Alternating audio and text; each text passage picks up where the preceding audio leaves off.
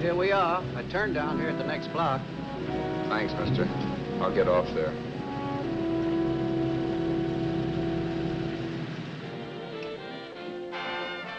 Want anything else? No. Hey, you. Me? Yeah, you. It's where you heading? East. Too bad. I thought if you was heading north, I might be able to help you out. Pushing the Salt Lake, and I don't like to ride it alone at night. I'm one of those guys that got to talk or I fall asleep. Oh, sure, now my partner, he's got Lou to keep him company, but I ain't got nobody at all. Where you coming from? West. Yeah, sure, I know, but where, L.A.? Maybe. Got a cousin out in L.A. You don't say. Yeah, he's been out. You're not much of a talker, are you? My mother taught me never to speak to strangers. Oh, a wise guy. So what? Okay, don't get sore. Just trying to be sociable, that's all. Hey, Glamorous. You change for a dime, will you?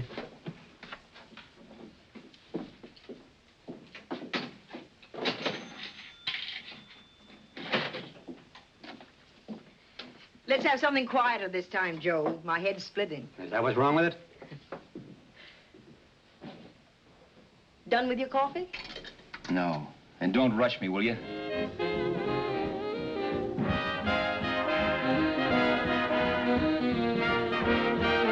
Hey, turn that off. Will you turn that thing off? What's eating you now? Yeah, what's eating you? That music, it stinks. Oh, you don't like it, huh? No, turn it off. Oh, wait a minute, pal.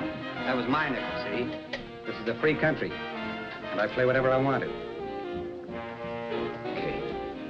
Sure, and if you don't like it, you don't have to listen to it. And you can leave here anytime you want to. Okay, I'm sorry I asked. First good piece played tonight and you don't like it. Some people just ain't got any good taste.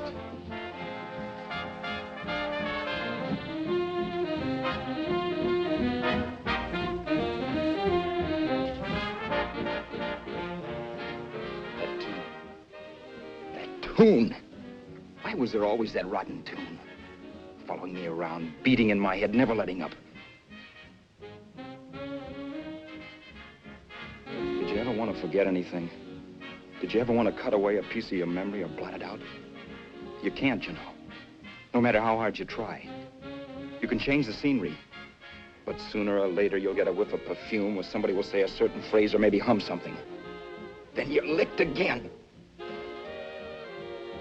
can't believe that you're in love with me. I used to love that song once. So did the customers back in the old Break of Dawn Club in New York. I can't remember a night when I didn't get at least 3 requests for it. Sue, she was always selling it too. Those were the days.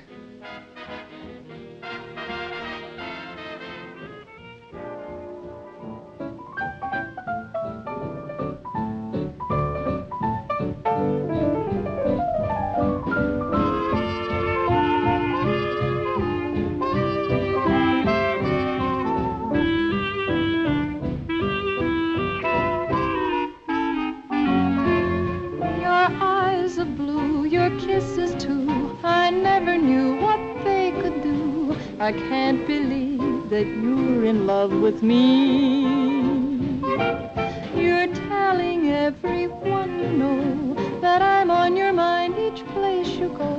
They can't believe that you're in love with me.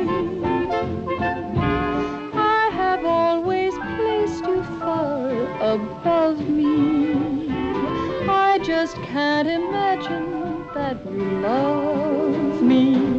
And after all is said and done, to think that I'm the lucky one, I can't believe that you're in love with me.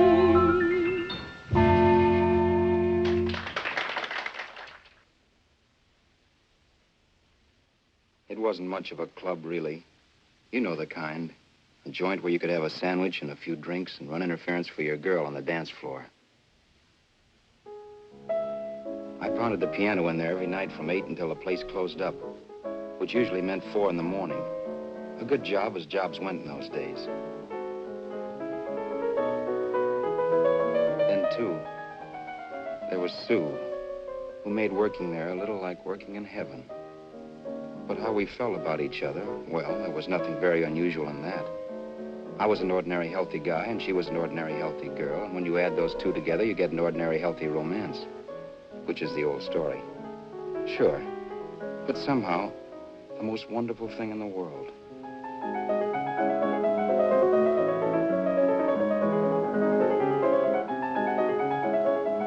All in all, I was a pretty lucky guy.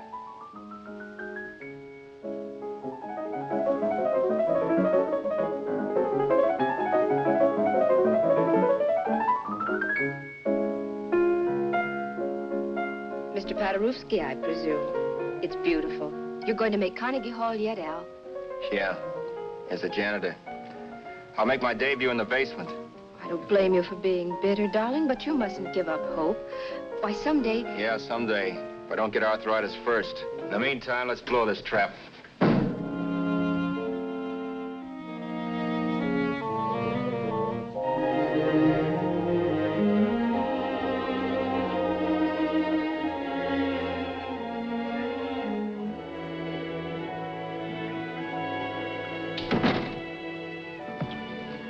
Like to get something to eat, hon? Oh, I don't think so, Al.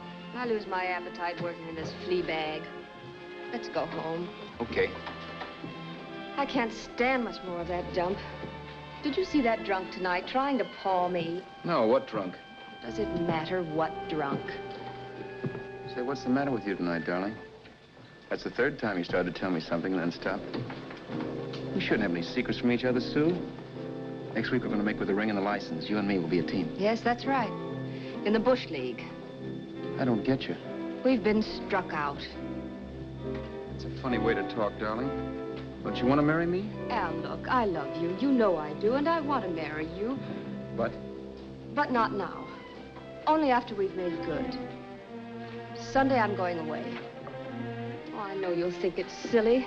That's why I hesitated to tell you. But I'm going to California. I want to try my luck in Hollywood. That's the most stupid thing I ever heard of. Don't you know millions of people go out there every year and wind up polishing cuspidors? I thought you had better sense. You sound as if you don't think I have any talent. That has nothing to do with it. I'll make out all right. Maybe. But what about me? Doesn't it mean anything to you that you're busting up all our plans? We may not see each other for years? It won't be that long. I thought you loved me. I do. You know I do.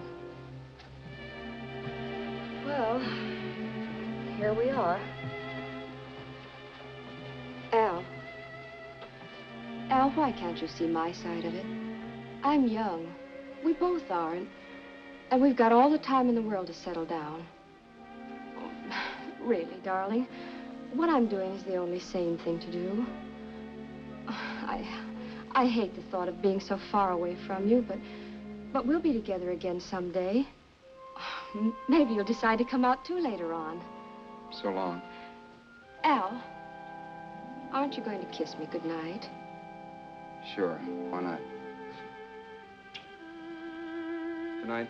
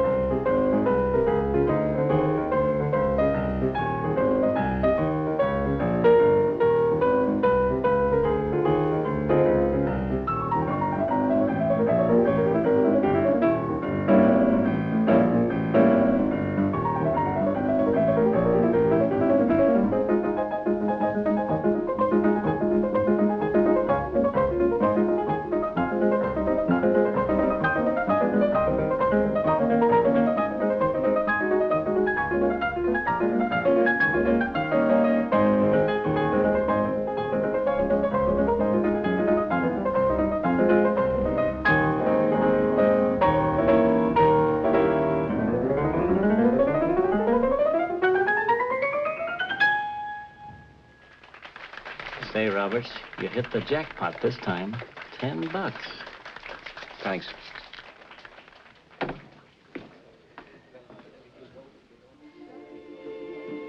So when this drunk handed me a 10 spot after a request, I couldn't get very excited.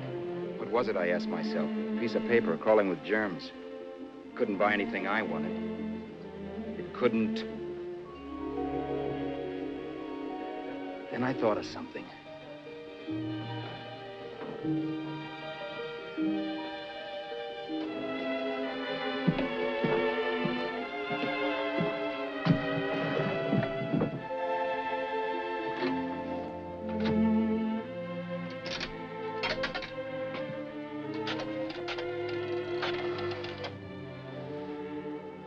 Long distance. I'd like to put a call through to Los Angeles. Miss Harvey. Sue Harvey, H-A-R-V-E-Y. The number is Crestview 65723.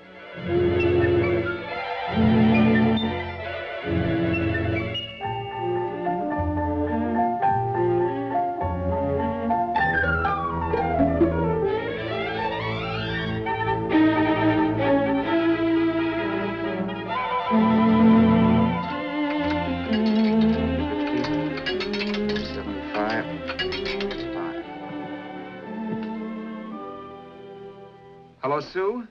This is Al. Oh, baby, it's great to hear from you, too. What's that? You do? Oh, me too, darling. I thought I'd go batty without you. I just had to... Huh? You're working as a hashlinger? Gee, honey, that's tough. Those guys out in Hollywood don't know the real thing when it's right in front of them. You just stick it out, Sue, baby. Keep going around to those casting offices. I'm sure you'll click. Look, I'll tell you what. You stay put out there, I'll come to you. No, don't try to stop me. Just expect me. Train? Who knows? Train, plane, bus, magic carpet. I'll be there if I have to crawl. If I have to travel by pogo stick.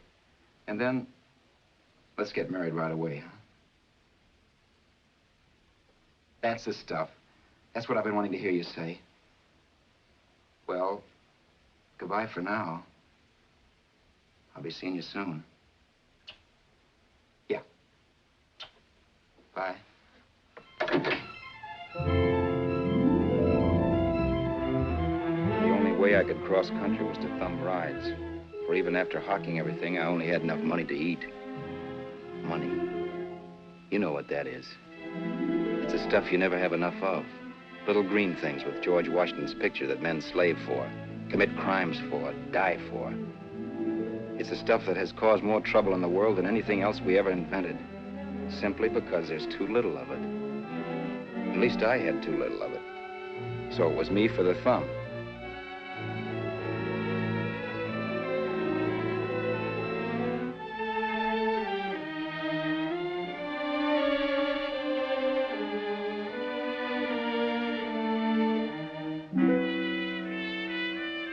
Ever done any hitchhiking? It's not much fun, believe me. Oh, yeah, I know all about how it's an education and how you get to meet a lot of people and all that. But me, from now on, I'll take my education in college or in PS 62, or I'll send $1.98 in stamps for 10 easy lessons.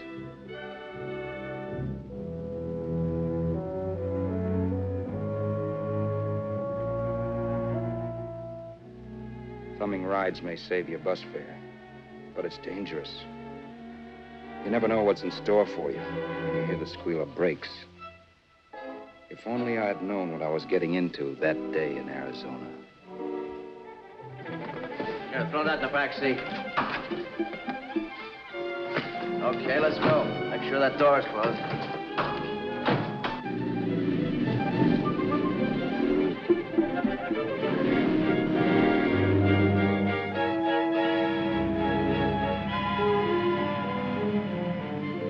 You know, Emily Post ought to write a book of rules for guys thumbing rides. Because as it is now, you never know what's right and what's wrong. We rode along for a little while, neither one of us saying anything. I was glad of that. I never know what to say to strange people driving cars. Then, too, you can never tell if a guy wants to talk. A lot of rides have been cut short because of a big mouth. So I kept my mouth shut until he started opening up. Hand me that little box, the compartment, will you, pal? Hold the wheel, will you?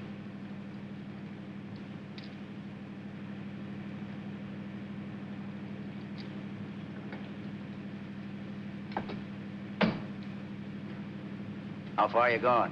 L.A. Well, you're really traveling, aren't you? Yeah, but I don't expect to make it for a couple of years at the rate I've been promoting rides. Not much luck, huh? Sure, all bad. Not many people stop for a guy these days. Afraid of a stick-up, maybe. Well, you can't blame him. Where you coming from? New York? Well, New York. You're in luck this time. I'm going all the way. Right through to Los Angeles. You drive a car? Sure. Whenever you're tired, let me know. I'll holler. I guess at least an hour passed before I noticed those deep scratches in his right hand. They were wicked. 3 puffy red lines about 1/4 inch apart. He must have seen me looking at them because he said, Beauties, aren't they? They're gonna be scars someday. What an animal. whatever it was, it must have been pretty big and vicious to have done that. Right on both counts, New York. I was tussling with the most dangerous animal in the world. A woman. She must have been Tarzan's mate. Looks like you lost the bob. It certainly wasn't a draw.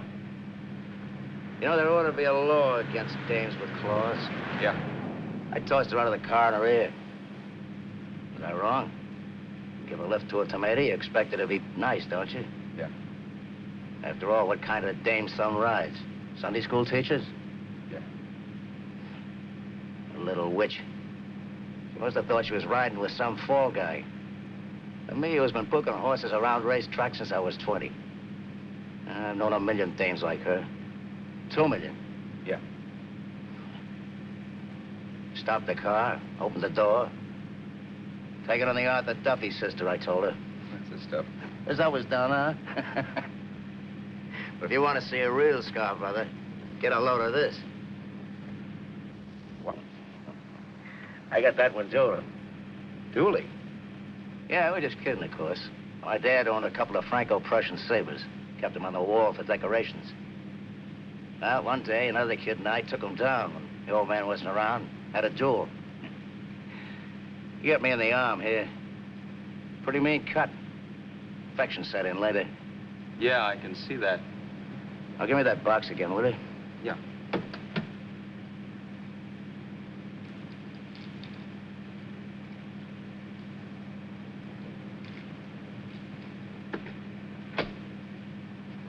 Pain made me lose my head, I guess.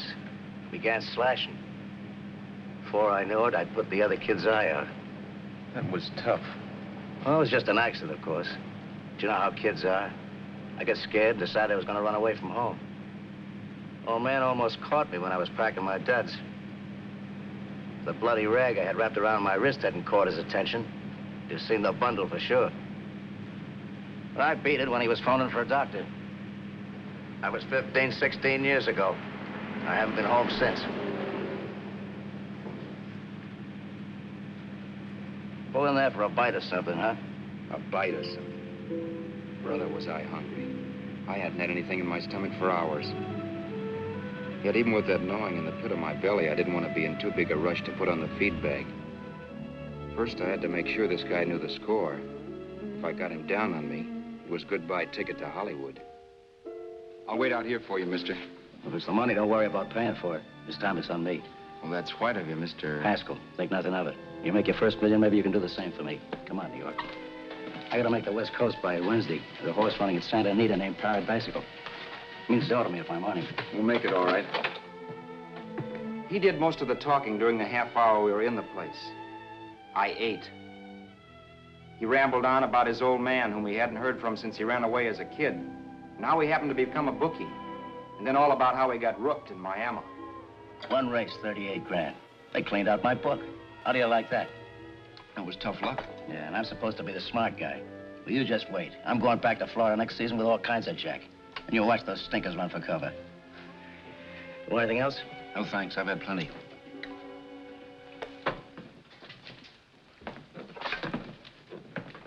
Let's check there, sister. Oh, just a minute. Your change, sir. Keep it, sister. Oh, thank you, sir. Call again. I'll be waiting outside for you when you finish work. Sharp check, huh?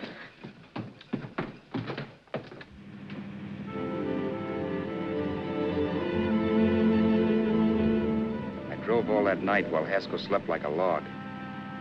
After a while, I began to get sleepy myself. I was happy, though. Soon I'd be with Sue again. The long trip was practically over, and there'd be no more hoofing it down the concrete. I began to think of the future, which couldn't have been brighter if I'd embroidered it with neon lights. It was nice to think of Sue shooting to the top. It's amazing what a full belly can do to your imagination. Your eyes of blue, your kisses too, I never knew what they could do. I can't believe that you're in love with me. You're telling everyone you know I'm on your mind each place you go. I can't believe that you're in love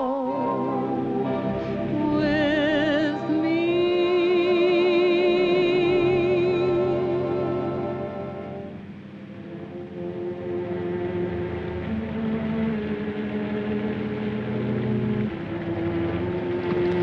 Mr. Haskell? Mr. Haskell? Mr. Haskell, wake up, it's raining. Don't you think we ought to stop and put up the top?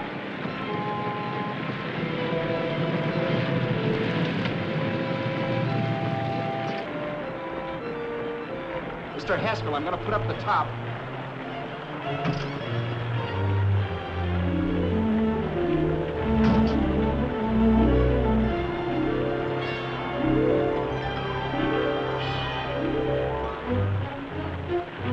Until then, I'd done things my way. But from then on, something else stepped in and shunted me off to a different destination than the one I had picked for myself.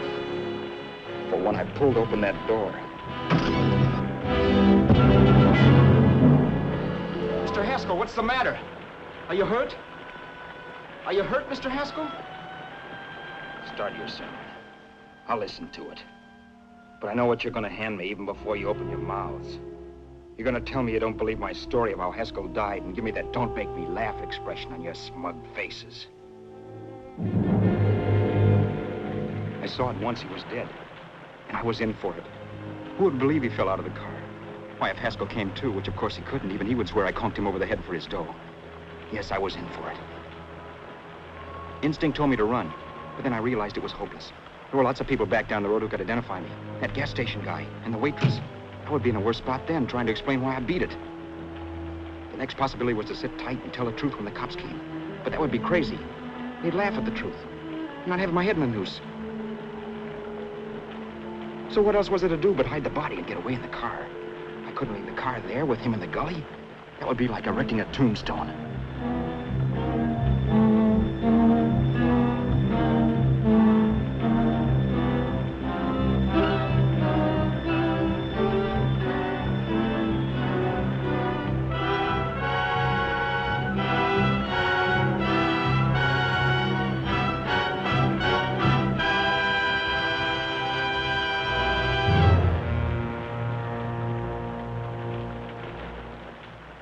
My idea was to cover him with brush, not to rob him.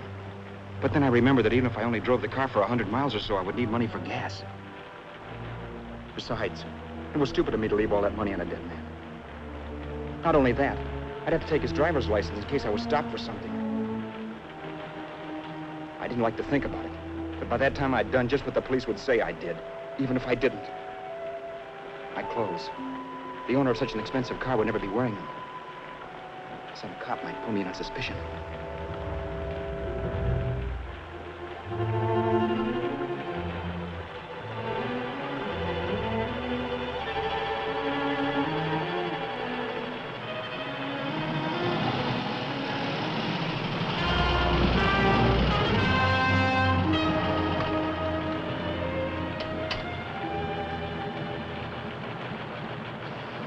Hey, you, this your car?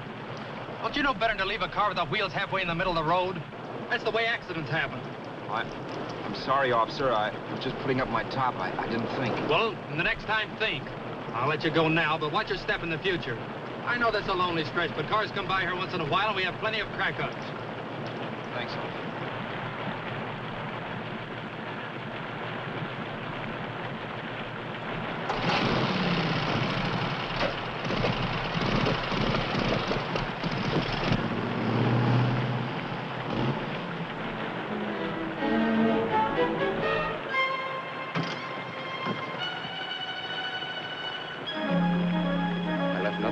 car to give me away as Roberts. If they found a dead man in the gully now, it would be me.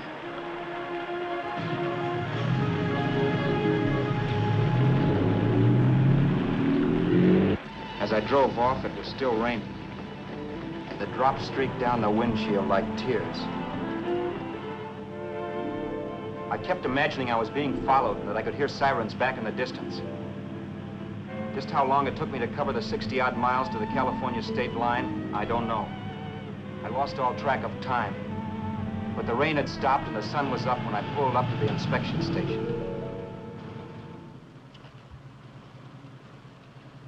Hello? Carrying any fruits or vegetables? No. Any livestock or poultry? No. I'd like to see your registration and driver's license, please. Anything in the baggage compartment? Just baggage.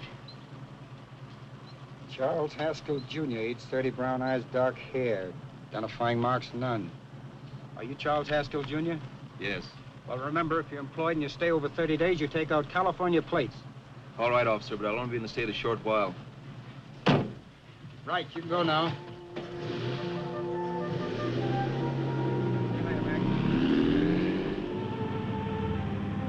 I couldn't drive any farther without some sleep. Cops or no cops, I knew I had to hit the hay and hit it hard.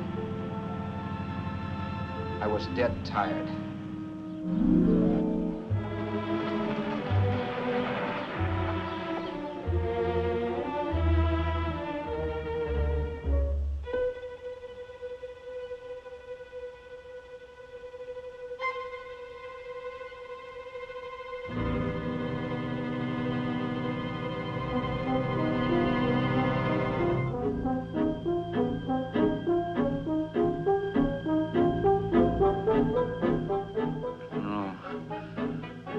Mr. Haskell. No.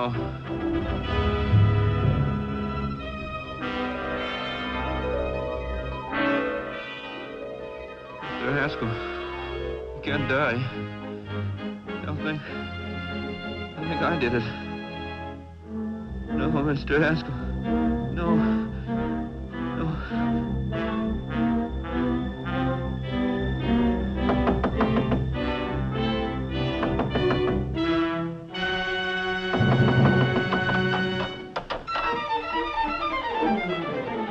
Who's there?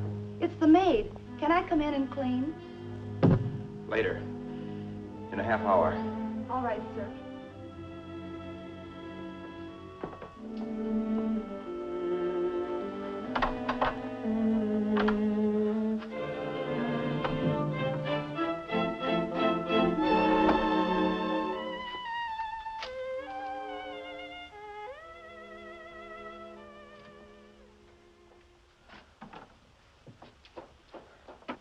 There was no time to lose. Every minute I had to be Charles Haskell was dangerous. And I'd have to be Charles Haskell until I got to some city where I could leave the car and be swallowed up.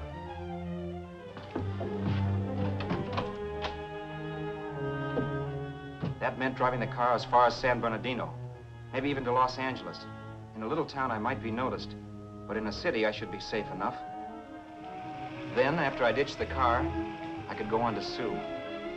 But those 5 minutes at the state line made me realize it might be a good idea to find out a little bit about Mr. Haskell. Then, if anybody asked me questions, I could give the right answers. The first thing I found out was that I had $768. This was a lot of jack, but believe me, it was the kind of money I'd rather not have.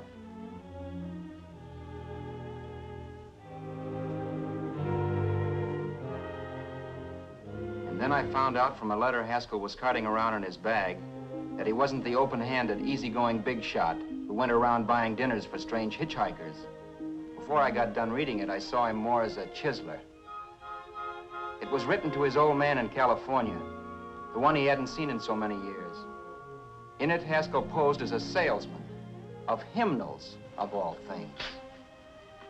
It was easy to see where Haskell expected to raise a new stake for his book in Miami by rooking his old man.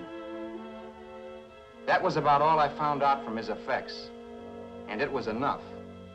I told myself, maybe old man Haskell was lucky his son kicked off. He would never know it, but it saved him from taking a flyer in Sacred Literature Preferred.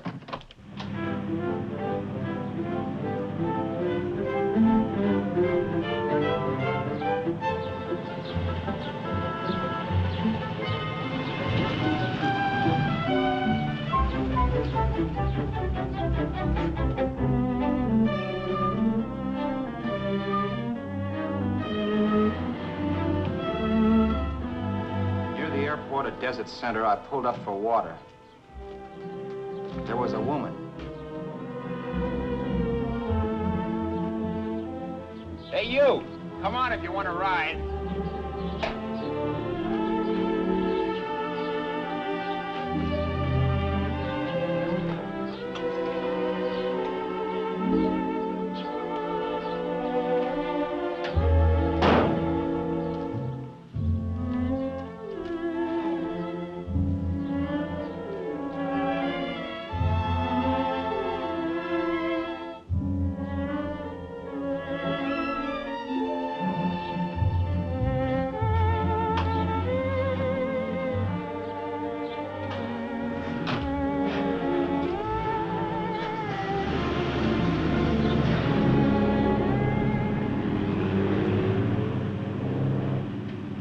How far are you going?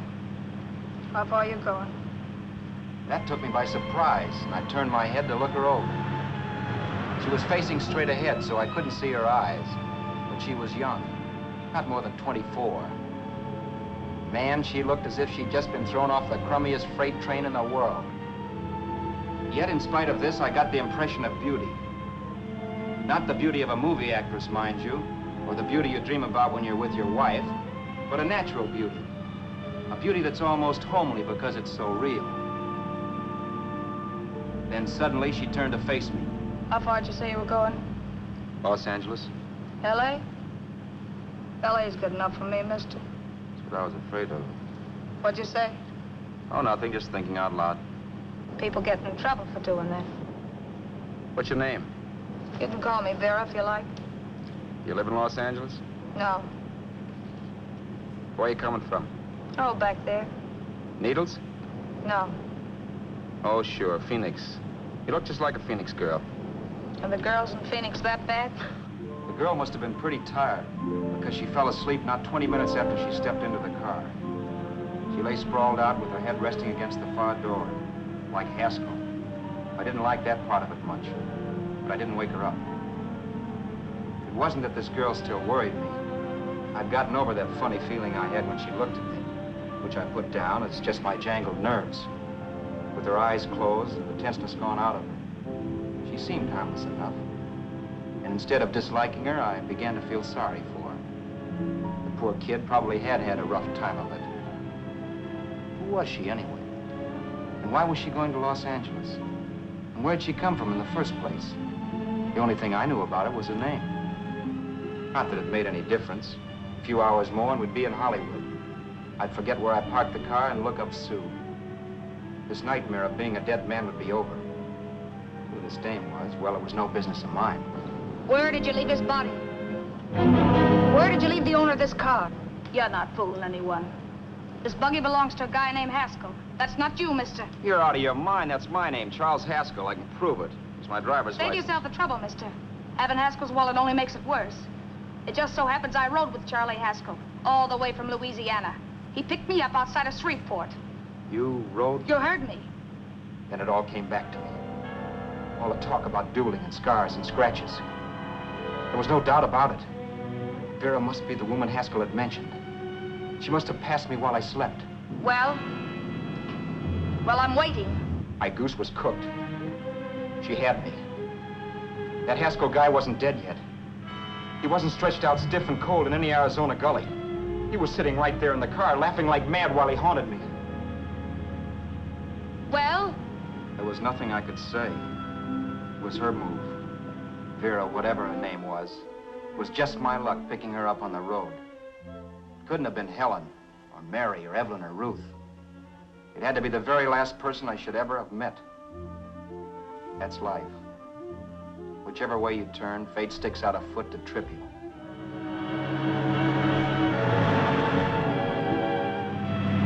I told her everything, but she didn't believe my story. I should have saved my breath. That's the greatest cock and bull story I ever heard. So he fell out of his car. Say, who do you think you're talking to, a hick? Listen, mister, I've been around, and I know a wrong guy when I see one. What'd you do, kiss him with a wrench? Now, wait a minute. What I told you was true. You see, that's why I had to do it. You think I killed him. Well, the cops would have thought so, too. Yeah, well, maybe they still think so. What makes you so sure I'll shut up about this? Vera, I'm innocent. Give me a break, will you? It won't do me any good having you pinched. The cops are no friends of mine. Now, if there was a reward, but there isn't. Thanks. Don't thank me yet. I'm not through with you by a long shot. Let's see that roll.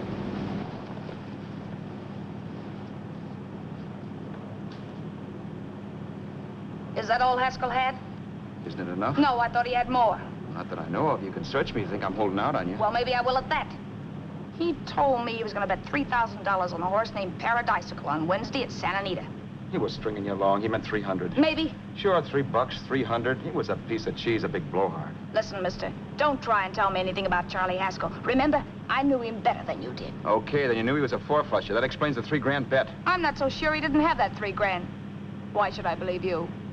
You got all the earmarks of a cheap crook. Now, wait a Shut minute. up. You're a cheap crook and you killed him. For 2 cents, I'd change my mind and turn you in. I don't like you. All right. Don't get sore. I'm not getting sore. But just remember who's boss around here. If you shut up and don't give me any arguments, you'll have nothing to worry about. But if you act wise, well, mister, you'll pop into jail so fast it'll give you the bends. I'm not arguing. Well, see that you don't.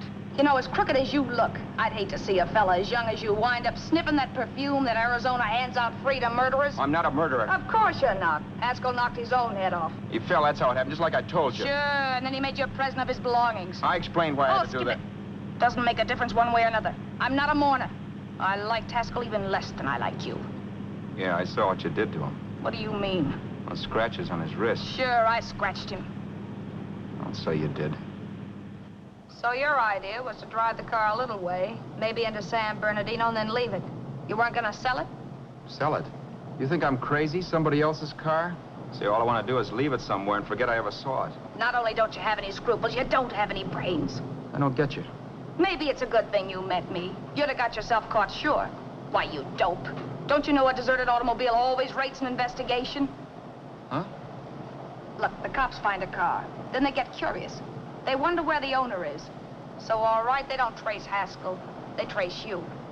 I never thought of that. The only safe way to get rid of the car is to sell it to a dealer. Get it registered under a new name. Say, stop at the next store. I want to get a bottle and do some shopping before we hit L.A. Okay. As soon as we find a place, I'll drop you off and pick you up later. Nothing doing. You're coming in, too. From now on, you and I are like the Siamese twins. Have it your way, but I don't get the point. The point is, I don't want you to get lost. I'm not going to beat it if that's what you're afraid of. I'll say you're not. Well, I'm going to see that you sell this car so you don't get caught. Thanks. Of course, your interest wouldn't be financial, would it? You would want a small percentage of the profits. Well, now that you insist, how can I refuse? 100% will do. Fine. I'm relieved. I thought for a moment you were going to take it all. I don't want to be a hog. A few hours later, we were in Hollywood. I was recognizing places Sue had written about. It struck me that far from being at the end of the trip, there was a greater distance between Sue and me than when I started out. Vera wasn't kidding with that Siamese twins crack. She rented a little apartment as Mrs. Charles Haskell. When I objected to this, she explained that it was on account of the car. A dealer might think something was funny if he called and found we were using different names.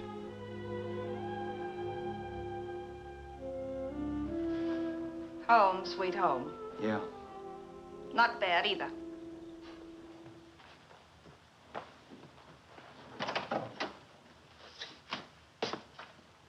In case there's any doubt in your mind, I'll take the bedroom. Yeah. Sure is stuffy in here.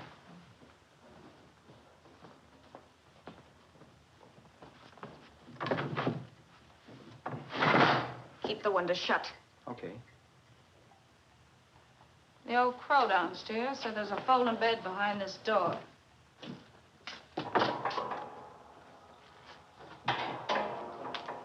You know how to work it? I invented it. Some joint. One can't have everything.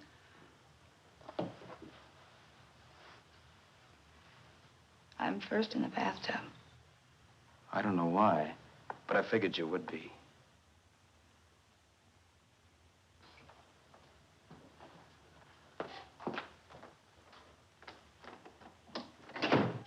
Boy, oh boy. It sure feels good to be clean again. I must be 10 pounds lighter. You must be. Well, hitching rides isn't exactly the way you keep your schoolgirl complexion.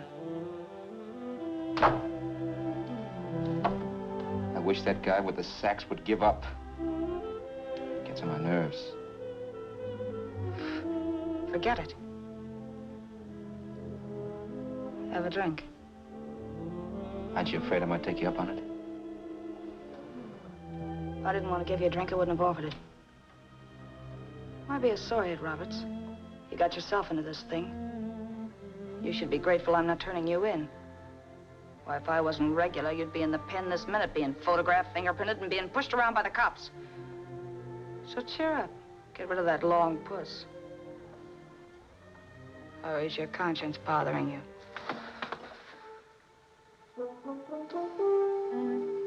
No.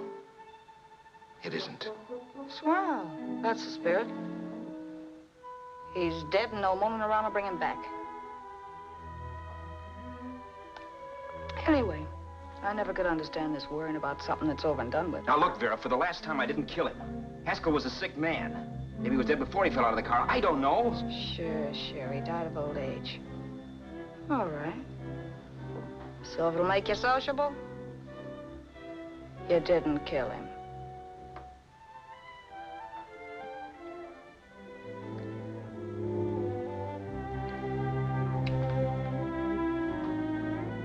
Thanks.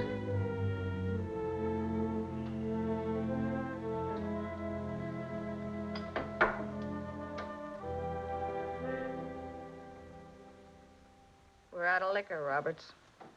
Yeah. Too bad. I felt like getting tight tonight. Well, I think you succeeded. Am I tight?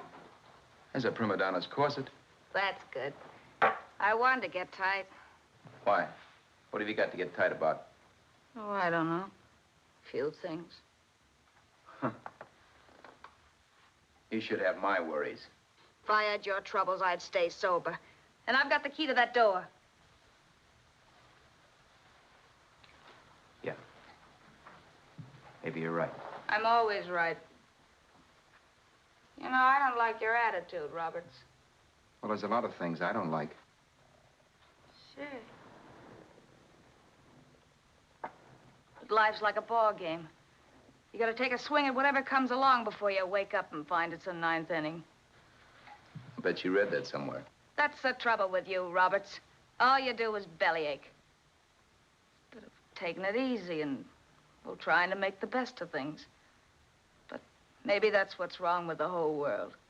Get the professor. People knock themselves out trying to buck fate. Now, take you, for instance. You're lucky to be alive. Why, suppose Haskell had pulled open your door. You'd be playing a harp now. Think of that. You think of it. I'm tired of thinking. There's plenty of people dying this minute. I would give anything to trade places with you. I know what I'm talking about. I'm not so sure. At least they know they're done for. They don't have to sweat blood wondering if they are. Your philosophy stinks, pal.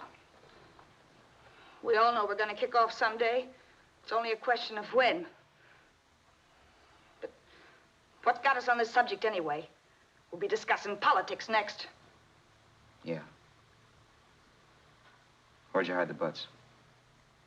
On the table, sucker.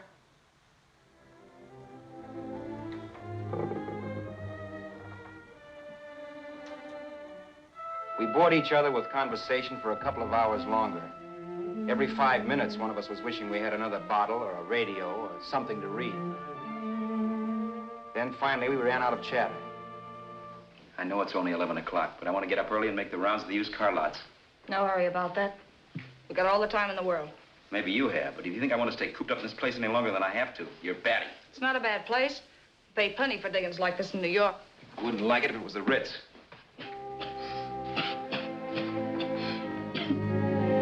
Rotten liquor.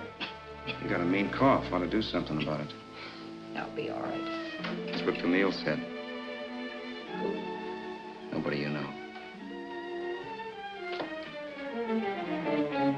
Wasn't that the dame that died of consumption? Yeah. Wouldn't it be a break for you if I did kick off? You'd be free with all Haskell's dough and car. I don't want to see anybody die. Not even me. Especially not you. One person died of me. If you did, well, that's all I need. You don't like me, do you, Roberts? Like you. I love you. My favorite sport is being kept prisoner. After we sell the car, you can go to blazes for all I care, but not until then.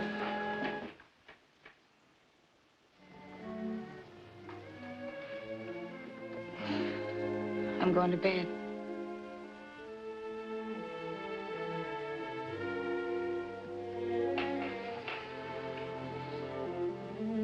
Good night, Roberts. Don't try and sneak away during the night. All the doors are locked. Anyway, if I find you gone in the morning, I'll notify the police. They'll pick you up. Don't worry, I know when I'm in a spot. Well, good night. I hope that portable rack isn't too uncomfortable for you. Don't lose any sleep over it, will you, Vera?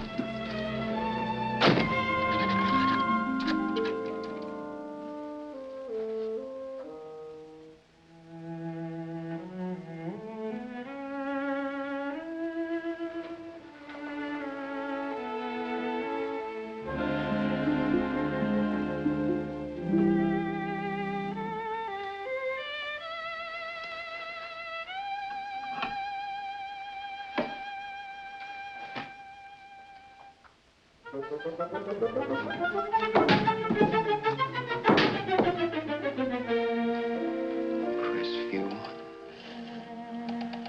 6, 5, 7, 2, 3. Hello? Hello? Hello? Hello?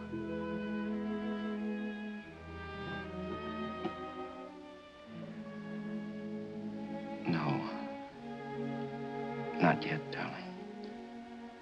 Tomorrow. Maybe. If this were fiction, I would fall in love with Vera, marry her, and make a respectable woman of her. Or else she'd make some supreme Class A sacrifice for me and die.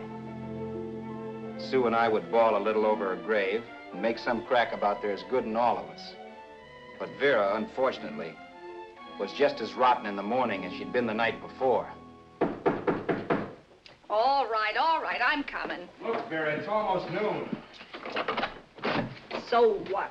The dealers will be there all day? I'll be there all year, too, but that doesn't mean I'm going to wait that long. Shut up. You're making noises like a husband. Well, do I rate a whistle? You sure do, but let's go.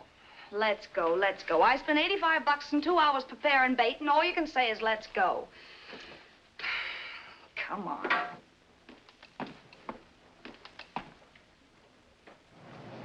We passed a few used car lots last night down this way. What do you think we can get for this heap? I don't know. Plenty. You just let me handle everything. Think we can get $2,000? I don't know, but don't worry. I'll squeeze as much out of this guy as I can. If I let it go cheap without a fight, he might think we've stolen the car. And listen, don't make any slips and call me Roberts. That'll cook us. I don't need you to tell me that. You better just sit by and keep your mouth closed. Remember, we're both in the soup if anything happens. Forget it and drive. You're my wife, Vera Haskell. Look, after the deal's closed, let's go back to that place on Hollywood Boulevard where I saw the fur jacket. I want to buy it. After the deal's closed, I'm saying goodbye to you. That's right, I forgot. I guess I'm getting kind of used to you. Well, that's a habit you could start breaking. Let's try this place in the middle of the block.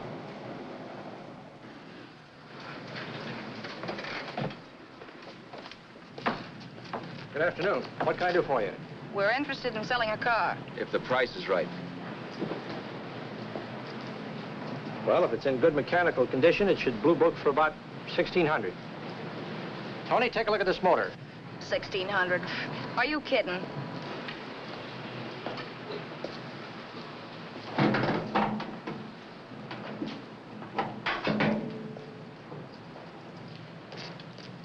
Well, maybe $1,850. Before I let it go for $1,850, I'll wreck it and collect the insurance first.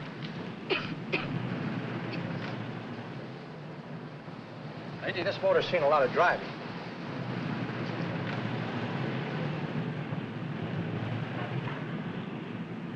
Well, the mechanic inspected the car. We haggled. At last, when we were all worn out, we hit a compromise. His price. Okay, it's a deal. All right, come in. We'll sign the papers. I have the ownership papers right here with me. Look, Vera, in the meantime, will you clean out the dash compartment? There may be some stuff in it. All right, darling.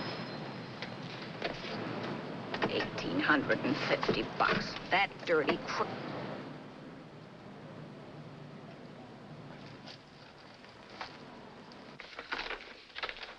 New York, huh?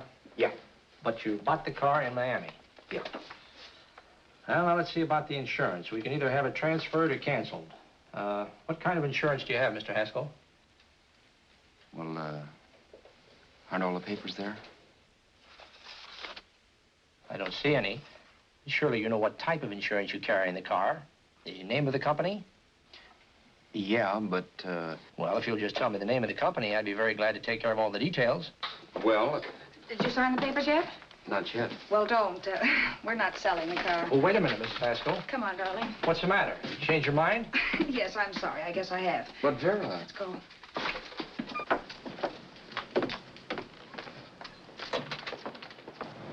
You got me out of a tight spot, Vera. But I still don't understand all this. You will in a minute. I almost threw away a gold mine. $1,850 isn't to be sneezed at. The car doesn't book for as much as I thought. We're not selling the car. You want to keep it. Now, wait a minute, Vera. You said yourself I wouldn't be safe until the car was in someone else's name. I'd like to be free of this mess when I go. That's just it, Roberts. You're not going. There's a drive-in at the next corner. Pull in there and we'll get a bite to eat. And I'll explain. What is this, another one of your brilliant ideas?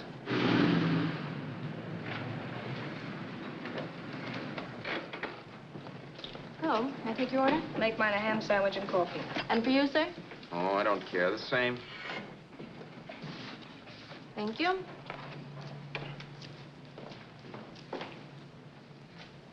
Get this, Vera. I've been pretty patient so far. I've done everything you asked me to do, but no more. Shut up. You've taken Haskell's money. And you can have the dough we get from selling the car. But you're not going to keep me a prisoner. It's a good thing I bought the paper. Take a look at that. Vera, I'm in no mood. Read that.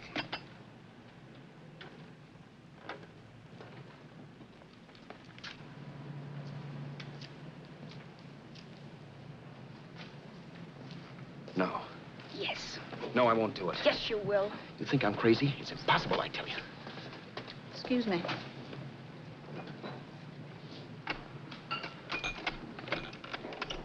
Blow the horn when you're through. No one could possibly get away with an act like that. It'd be wise to me in a minute. Don't be yellow. You look enough like him. The same coloring and the same build. See how his clothes fit you? No kidding, you almost had me fooled for a while. Oh, grow up, Vera. Don't you think a father knows his own son? And there must be other relatives. The father won't have to know you. We'll wait till he gives up the ghost. He's an old geezer and he won't pull through. And as far as other relatives are concerned, they haven't seen you in 15 or 20 years. Eat. I'm not hungry. And I won't do it. It's not as tough as it sounds. Remember, you've got all kinds of identification. His car, letters, license. I could never get away with it. It's the stupidest thing I've ever heard. The old boy has scads of dough. Look in the paper there. Personal fortune assessed at over $15 million. He'll leave plenty, I tell you. Maybe he cut off his son. How do we know? It's out, Vera. I won't have anything to do with it. I think you will. Look, Vera, I'll do anything within reason. But not that. So forget it. Find yourself another stooge. You sap. You'll be fixed for the rest of your life as Charlie Haskell. You can take your inheritance and go away. No more worrying about the rent, no sweating, scheming, wondering where your next meal's coming from. Think about that, Roberts. Vera, please, you're talking too loud. On this, I'm splitting 50-50 with you. Sure, why not? We're both alike, both born in the same gutter. Now, take it easy, Vera. There's people around here. You don't know what you're talking about. We'll wait till we read that old man Haskell's dead. And you show up. Like you read in New York that he was sick. No. Suppose he doesn't die. He will. I know he will. Something tells me. But as much as I insisted I would have no part of her scheme, Vera was taking it for granted I would. Neither of us had our mind on the cards as we played that night. I knew we were just trying to kill time between newspaper editions. This was a death watch for Vera. Maybe it was for me, too. Don't you realize if I'm caught, they'll want to know where I got the car and stuff, and they'll have me on a murder charge. If you're smart, you won't get caught. I knock for 7. And if I'm caught, don't you realize you'll be out, too? 18 points, that gives me 30. How will I be out? You'll be out $1,850 we would have gotten on the car. Really, Vera, you'd be an awful chump if you threw away all that dough on a dizzy long shot. Let me sell the bus tomorrow. With the money it'll bring and what you've already got, a clever kid like you can run it up in no time. Then we'd both be in the clear. I'll be in the clear anyway. Maybe. Maybe. But if I got caught, I'd get good and sore at you, you know. You mean you'd squeal? Oh, no, not squeal exactly. Never mind what you meant. Even if you did tell the cops I was in on it with you, what could they do to me? They might give me the same medicine they gave you. Yeah. A rope. But I'm on my way anyhow. All they'll be doing will be rushing it. All right. But think of the $1,850 you'd lose. You'd kick yourself along the block if you ever let it get away from you. I'll take the chance. Want another drink? You're being a goon. That's the way people wind up behind the 8 ball. Once they get a few dollars, they become greedy and want more. My. Caesar. Who? You know that Roman general? He got his for being greedy. He wasn't satisfied, so the final wind-up was he took the count. A couple of days ago, you didn't have a dime. Why, you were so broke you couldn't pay cash for a postage stamp. Now you've got almost $700 with $1,850 in the offing. Take my advice. Don't try for more. I'm tired of this game. Let's have some blackjack. Play solitaire. Okay, I will if that's the way you feel about it. That's the way I feel about it. Getting sore and throwing things won't help much, Roberts. I'm really doing you a favor. I help you out of a jam by keeping my mouth shut. I show you how to make some soft money. And what thanks do I get? Thanks. Sure. Or would you rather call the cops and tell them you killed a man and stole his money? I didn't kill anybody. Yes, you did. No, I didn't. You know I didn't. All right, then. Suppose I call the cops. If you're innocent, what do you got to be scared of? Okay. Call them, you mutt. Go ahead and call them, see if I care. At least they'll give me a square deal. You want me to call them? You heard me. But I'm warning you. If I'm pinched, I'll swear you were in on it. I'll say that you helped me. If I fry, I'll get even with you. You wouldn't dare. You didn't. Yeah? Then try it and see. Call them. Yeah. Okay, I will.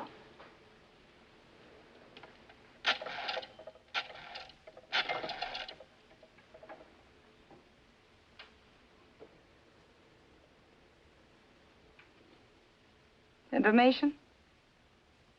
I want the number of the Hollywood police station. Okay, I got it. Thanks. Wait a minute, Vera. You wouldn't do that. Well, wouldn't I? Give me that and I'll show you if I would. Take it easy now. Let's talk this over. This was early in the evening, and the conversation, while hectic, was at least pitched low. But as the minutes passed, and more obstacles to her plan popped into my head, the air got blue. Each word coming from our lips cracked like a whip. I reminded her that as Charles Haskell, I didn't even know my mother's name, where I'd gone to school, the name of my best friend, whether I had an Aunt Emma or not, my religion, and if I'd ever owned a dog. I didn't even know what my middle initial stood for. I also pointed out that the real Haskell had a scar on his forearm.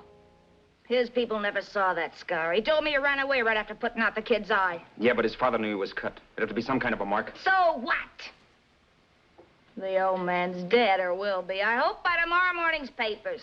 Anyway, you could cut yourself a little, couldn't you? Boy, for that kind of dough, I'd let you cut my leg off. You're drunk and you're crazy mad, Vera. Turn me in if you want to, but I won't get mixed up in this. Besides, how do we know? Haskell was such a phony. Maybe he wasn't the man's son at all. Maybe he just dreamed it up. Well, dream it or not, you won't be dreaming when the law taps you on the shoulder.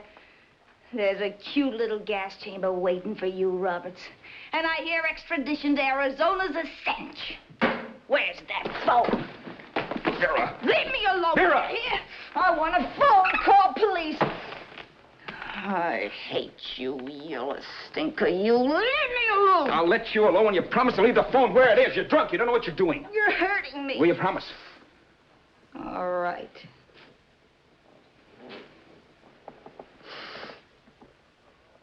You hurt me. I'm sorry, but... And it's hot in here. Open up a window. It's not hot. Don't tell me. Now, do you do it or do I do it? You're no gentleman, see? Yeah. All right. I'll open up the window. Vera!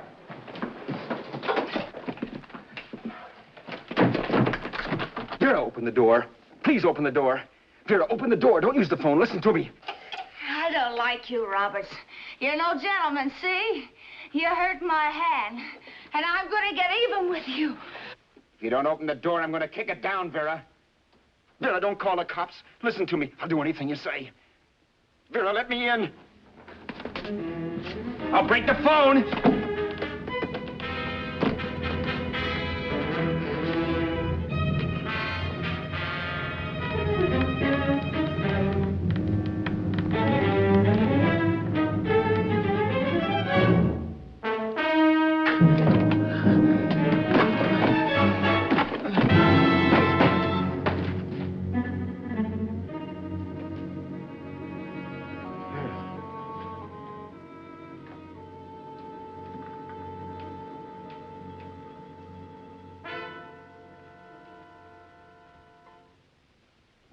The world is full of skeptics. I know. I'm one myself. In the Haskell business, how many of you would believe he fell out of the car? And now, after killing Vera without really meaning to do it, how many of you would believe it wasn't premeditated? In a jury room, every last man of you would go down shouting that she had me over a barrel and my only out was force. The room was still. So quiet that for a while I wondered if I had suddenly gone deaf. It was pure fear, of course. And I was hysterical. But without making a sound. Vera was dead. And I was her murderer. Murderer? What an awful word that is. But I'd become one.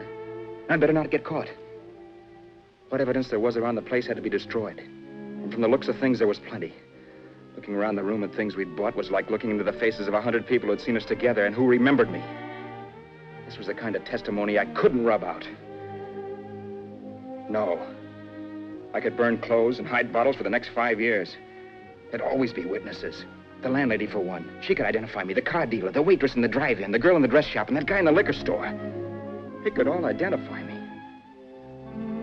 I was cooked. Done for. I had to get out of there. While once I'd remained beside a dead body, planning carefully how to avoid being accused of killing him, this time I couldn't. This time I was guilty. Knew it. Felt it. I was like a guy suffering from shock. Things were whirling around in my head. I couldn't make myself think right. All I could think of was the guy with the saxophone and what he was playing. It wasn't a love song anymore. It was a dirge.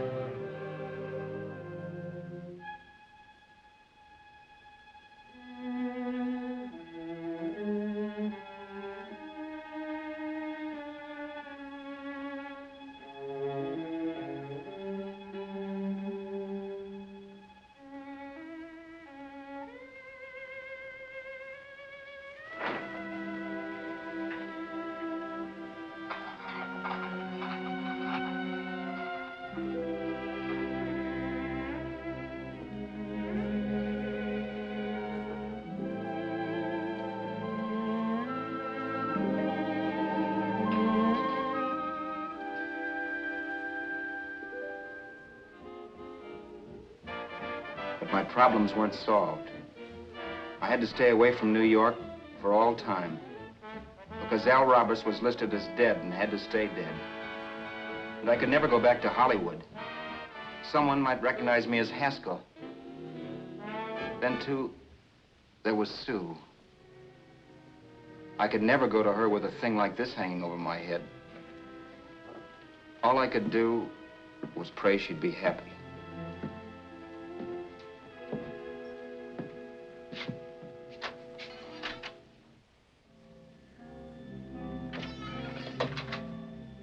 I was in Bakersfield before I read that Vera's body was discovered.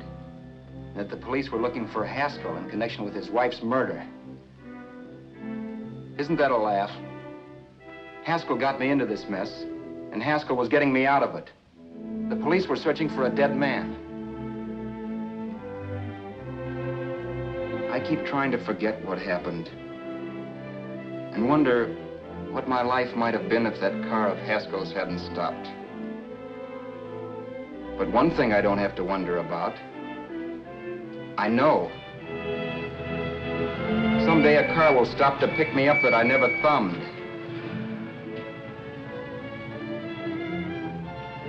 Yes.